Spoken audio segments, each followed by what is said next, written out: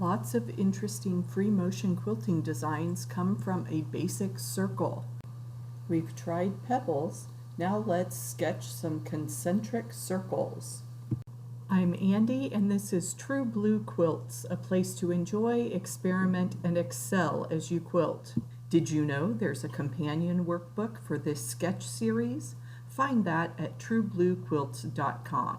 Concentric circles are similar to our basic spiral, how we go in and out, but this time we are making a full circle and echoing around it. So kind of like the eyeballs design that we did very early on in this series, but with the concentric circles, I like to put them on a chain and travel across my quilt that way.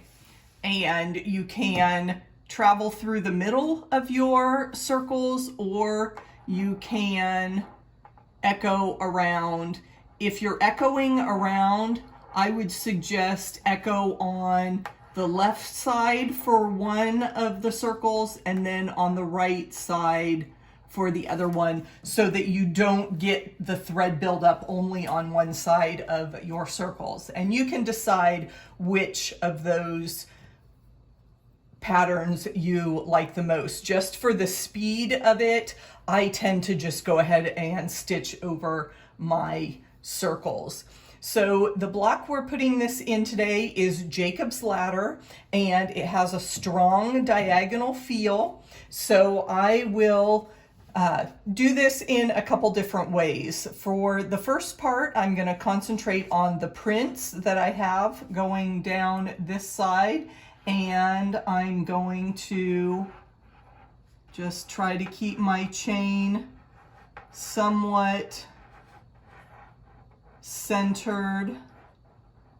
And we got off there. I went to the top instead of the bottom, trying to fill in that space, which is certainly, and then I started kind of meandering there with my loops, which is, you just have to sometimes go with the flow, how your brain sees the design and what you're doing. So I will again travel through the middle, and this time I'm only putting one circle in each block. And you can see there I came up on top of my stitching line, and that helped me continue that design through. And then you may want to travel over and maybe use that seam line and go into those background squares.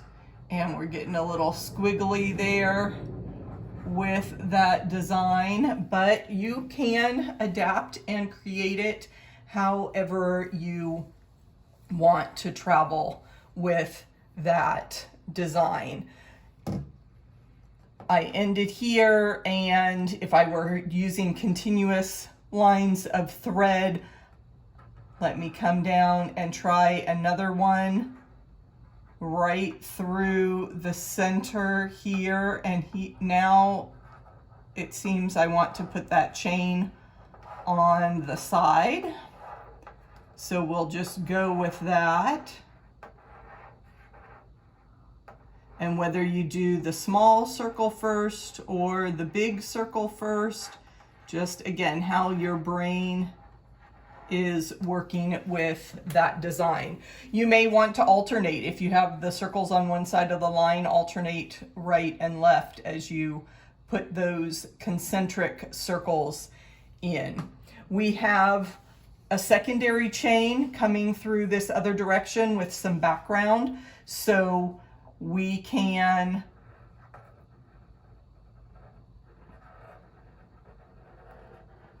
go through that one. And again, I'm kind of doing that squiggle around that I did when I alternated between the two.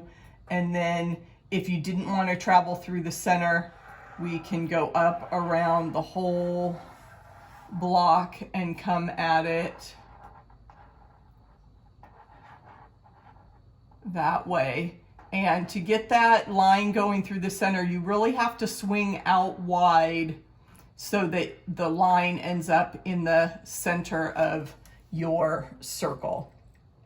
So that is the idea of concentric circles in the Jacob ladder block. Are you ready for an easy sewing project? Try an I Spy quilt. They're fun for children of any age. Be sure to hit the like button and subscribe to this channel. I share new videos each week with lots of quilting tips and techniques. Thanks for watching, and I'll see you in the next video.